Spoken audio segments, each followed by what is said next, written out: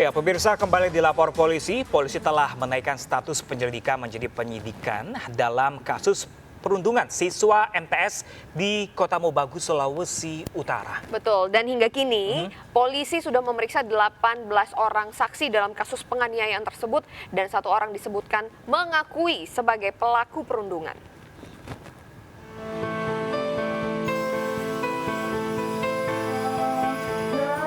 Seorang siswa MTS di Kota Mobagu, Sulawesi Utara meninggal dunia akibat dianiaya teman sekolahnya. Korban berinisial BT 13 tahun yang masih duduk di kelas 1 MTS ini meninggal dunia di Rumah Sakit Umum Kando, Manado. Dari pengakuan korban kepada ibunya, ia dianiaya oleh sekelompok teman-teman sekolahnya usai ulangan semester pada 8 Juni lalu. Korban awalnya hendak pergi ke masjid sekolah untuk sholat zuhur. Tiba-tiba ada temannya yang menutupi wajah korban dengan menggunakan sejadah. Di tempat itulah korban diduga mendapat kekerasan. Korban yang kesakitan di bagian perut langsung dibawa ke Rumah Sakit Umum Kota Mobagu. Namun karena kondisi korban terus memburuk, akhirnya dirujuk ke Rumah Sakit Kando, Manado. Sehari setelah dirawat, nyawa korban tidak tertolong hingga akhirnya meninggal dunia. Pihak keluarga berharap agar kasus penganiayaan ini dapat diusut tuntas. Dia nak bilang, Bu, berapa orang yang pukuli pada dia? Cuma dia bilang banyak. Soalnya di mata dan tutup. Dia teman ada yang dia ada. Itu Bu dilakukan katanya di mana? Cuma dia dalam sekolah. Waktu itu dia baru habis ulangan. Hingga kini polisi telah memeriksa 18 orang saksi dalam kasus penganiayaan ini. Dari 18 saksi tersebut, 14 diantaranya adalah siswa dan 4 tenaga pengajar. Polisi juga telah menaikkan status dari penyelidikan menjadi penyidikan. Kita tentunya karena ini berurusan dengan anak-anak di bawah umur, dalam proses pemeriksaan, proses penyidikannya kita melibatkan pendampingan dari orang tua, kemudian dari UPTD, Dinas Perlindungan Anak dan Perempuan Kota Mobagu, termasuk juga dari Bapas Kota Manado. Peristiwa ini pun menyita perhatian dan viral di media sosial. Dari Kota Mobagu, Sulawesi Utara, Rizan Lamenjang, iNews melaporkan. Kasus perundungan ini hingga memakan korban terjadi di Kota Mobagu juga mendapatkan atensi dari Polda Sulawesi Utara, di mana Polda Sulawesi Utara ini juga turut menurunkan tim untuk menyelidiki kasus ini secara langsung tentunya ya. Nah, pemirsa, ini untuk mengetahui bagaimanakah perkembangan kasusnya, telah bergabung bersama kami pemirsa Kabid Humas Polda Sulawesi Utara, ada Bapak Kombes Pol Jules Abraham Abbas. Iya, selamat pagi Pak Jules, terima kasih sudah bergabung bersama kami di Lapor Polisi Pak. Selamat pagi Mbak Anita. Ya, pagi Pak Jules. Iya, Pak, kami ingin mengkonfirmasi dulu nih Pak ya. Jadi apakah benar ini sudah ada tersangka atau ada yang dari 18 orang itu sudah ada yang mengakui kalau melakukan tindakan ini Pak? Ya, baik. Dapat saya sampaikan terkait perkembangan untuk penanganan kasusnya, bahwa sudah benar bahwa sejauh ini kami dari Polres Kota Mobagu telah memeriksa sebanyak 18 orang saksi. Ya, 18 itu terdiri dari 14 saksi berasal dari para pelajar dan 4 orangnya dari tenaga pendidik, artinya dari pihak guru-guru yang terkait di sekolah tersebut.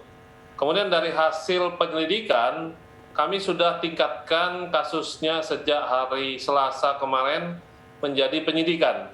Dan kami juga sudah melakukan proses permintaan visum et repertum ataupun otopsi kepada pihak medis, dalam hal ini pihak rumah sakit, untuk dapat mengetahui penyebab pasti dari kematian korban tersebut. Apakah memang benar akibat penganiayaan atau ada sebab lainnya. Kemudian dapat kami sampaikan, sejauh ini kami telah memeriksa juga awalnya 9 orang saksi, 9 orang pelajar. Ya. Dari hasil pemeriksaan terhadap kesembilannya, ke-9 orang tersebut kami ketahui ada atau kami identifikasikan ada beberapa orang siswa yang turut serta melakukan penganiayaan terhadap korban. Artinya ada lebih dari 1 orang pelaku yang melakukan penganiayaan. hal inilah yang menyebabkan sehingga kami melakukan proses penyidikan sejak tanggal 12 Juni 2022 hingga saat ini, dan kami sudah meningkatkan statusnya dari penyelidikan menjadi penyidikan. Demikian Mbak Anita. Pak Jules, dari hasil pemeriksaan sementara ini sebenarnya latar belakang adanya terjadi penganiayaan ini apa, Bapak? Ya, adapun kalau terkait dengan latar belakang dari penganiayaan ini, kami menduga latar belakang terjadinya penganiayaan ini akibat korban telah melakukan penghinaan ya, atau memanggil nama salah satu pelaku dengan bukan nama yang sebenarnya atau alias. Biasanya kita memanggil, katakanlah si Badu atau siapa yang terkesan mungkin terhadap salah satu pelaku ini, dia merasa tidak terima, merasa mungkin sakit hati, sehingga dia bersama beberapa pelaku ataupun teman-teman lainnya sesama pelajar melakukan penganiayaan terhadap korban. Ini awal mula kami menduga proses sehingga terjadi kasus penganiayaan ini yang berasal di lingkungan areal sekolah, Mas Bram. Oke, Pak Jules, ini kalau kita melihat ya kasus ini kan sebenarnya bukan kasus serupa seperti ini bukan pertama kalinya terjadi begitu ya. Lalu apa sih yang harus dilakukan oleh siswa maupun tenaga pengajar, pihak sekolah untuk supaya mencegah ataupun jika sudah terjadi bagaimana nih prosesnya supaya bisa ditangani dengan baik gitu, Pak? Ya, jadi begini Mbak. Dari hasil pemeriksaan kami juga, kami ketahui bahwa memang kejadian ini berasal atau di lingkungan areal sekolah ya. Tentunya di saat jam sekolah ini perlu ada peningkatan pengawasan dari guru-guru maupun pihak sekolah dalam hal ini.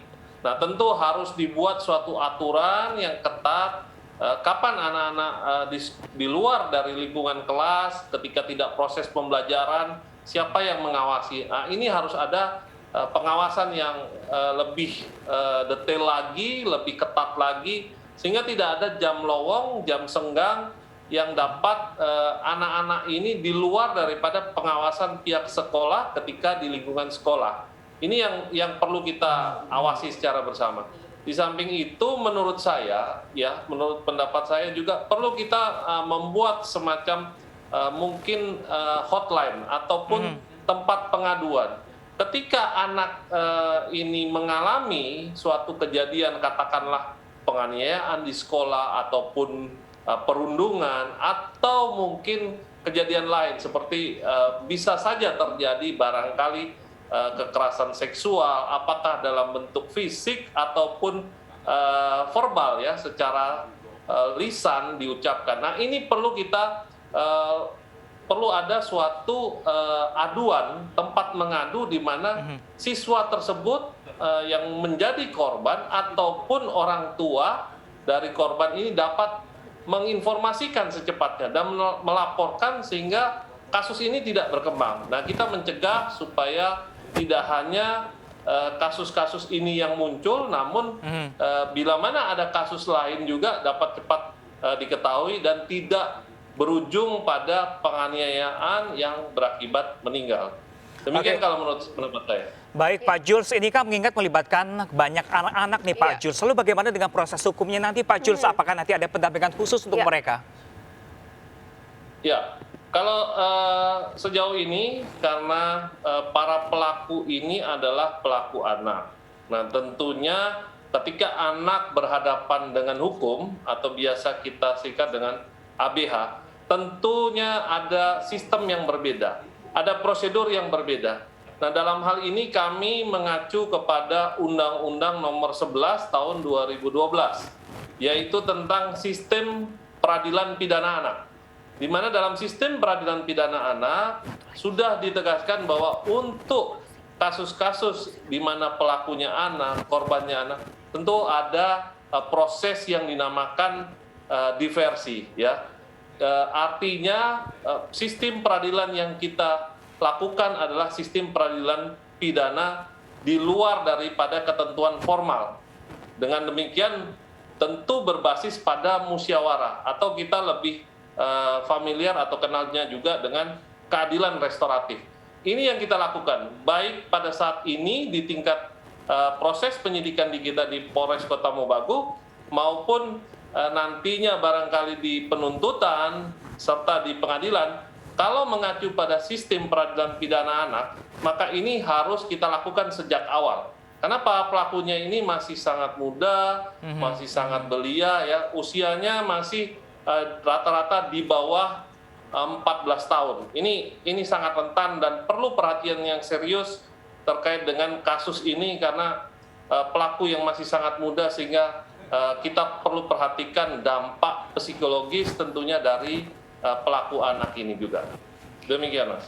Baik, terima kasih Pak Jules Abraham, Kabid Humas Polda Sulawesi Utara sudah bergabung bersama iNews ya. Dan kita Terima berharap kasih. Betul. dengan adanya kejadian ini tidak terulang lagi di sekolah-sekolah lainnya, apalagi sekolah jadi tempat pendidikan, bukan untuk tempat perundungan, apalagi penganiayaan. Betul sekali. Tadi seperti yang sudah disampaikan juga, ada baiknya juga pihak sekolah ini membuat satu hotline gitu ya, yang bekerja sama mungkin dengan pihak kepolisian untuk melaporkan jika ada tindakan-tindakan yang terjadi mungkin sejak dini sudah ada terjadi indikasi-indikasi, langsung aja dilaporkan. Kalau dulu tuh kalau nggak gitu salah kan. waktu kita zaman sekolah ada namanya BP ya, itu untuk bimbingan pelajar ya. Jadi kalau Betul. ada apapun, curhat apapun bisa ke sana. Konseling begitu ya. Nah, mungkin di Indonesia juga harus ada nih pasal yang khusus untuk menangani perundungan. Karena di luar negeri aja perundungan sampai memakan korban jiwa hingga bunuh diri, pemirsa. Betul sekali.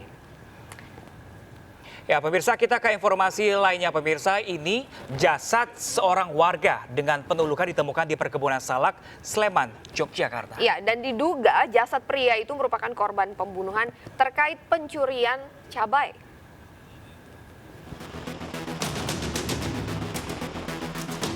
Perkebunan salak yang berada di Dukuh Gading Kulon, Donokerto Turi, Sleman, Yogyakarta ini masih diberi garis polisi pasca ditemukannya jasad seorang pria pada Rabu kemarin. Korban berusia 49 tahun ini diduga telah melakukan pencurian cabai di lahan tanaman cabai milik warga sekitar. Menurut warga, peristiwa berawal saat pemilik kebun cabai memergoki korban yang diduga tengah mencuri cabai. Kemudian pemilik langsung mengejar dan menganiaya korban dengan senjata tajam. Dalam kondisi terluka, korban kemudian lari ke tengah perkebunan salak dan akhirnya ditemukan tewas. Pelakunya itu curinya kayaknya udah 4 kali. Nah, terus tadi malam itu, pagi itu diintip gitu lah. Nah, ketahuan langsung. Nah, mungkin pakai emosinya. Yang pagi ditemukan oleh warga ada seorang yang tergeletak di perkebunan. Selanjutnya dicek, ternyata ada bekas-bekas tusukan. Selanjutnya dilakukan olah TKP oleh Satreskrim dengan unit IDEN, ditemukan ada tanda-tanda kekerasan. Jasad korban saat ini berada di Rumah Sakit Bayangkara Polda DIY dan kasus penganiayaan yang mengakibatkan orang meninggal dunia ini masih dalam penanganan Polres Sleman. Dari Yogyakarta, Gunanto Farhan, iNews melaporkan. Kita beralih ke informasi lainnya, pemirsa. Di Treskrimsus Polda Banten membongkar praktik prostitusi online berkedok panti pijat di wilayah Panongan, Tangerang, Banten. Ya, dan dalam aksinya pelaku menggunakan media sosial MiChat sebagai medium komunikasi untuk bertransaksi. Polisi berhasil meringkus 2 orang pelaku praktik prostitusi online berkedok tempat panti pijat di wilayah Panongan, Tangerang, Banten. Salah satu dari kedua pelaku diketahui sebagai pemilik dan admin akun prostitusi. Dalam aksinya, tersangka menawarkan prostitusi online melalui media sosial. Dari hasil pemeriksaan, kedua pelaku menjalankan prostitusi online sejak 2 bulan lalu. Polisi juga diketahui sudah mengamankan sejumlah barang bukti berupa uang 2 juta rupiah serta bukti screenshot transaksi dan 2 unit handphone. 2 orang tersangka dengan objek 9 orang terapis dengan modus panti pijat dengan plus ya. Berdasarkan dari hasil pemeriksaan dari kami, mereka menjalankan kegiatan ini selama hampir lebih dari 2 bulan. Atas aksinya, kedua tersangka terancam hukuman pidana 6 tahun penjara. Dari Serang, Banten, Maesa Priandi, iNews melaporkan. Informasi selanjutnya ini mengenai polemik larangan pemakaian sandal jepit saat naik motor. Ini sudah terjawab ya. Polisi menegaskan bahwa naik sepeda motor pakai sandal jepit itu tidak akan ditilang begitu. Pemirsa. Tapi hal tersebut itu hanya berupa imbauan untuk keamanan dan keselamatan juga nih Ngeri dalam nggak sih kalau berkendara. kena jari kakinya? Bener, kalau kena knalpot gimana ya kan? Berikut informasinya pemirsa.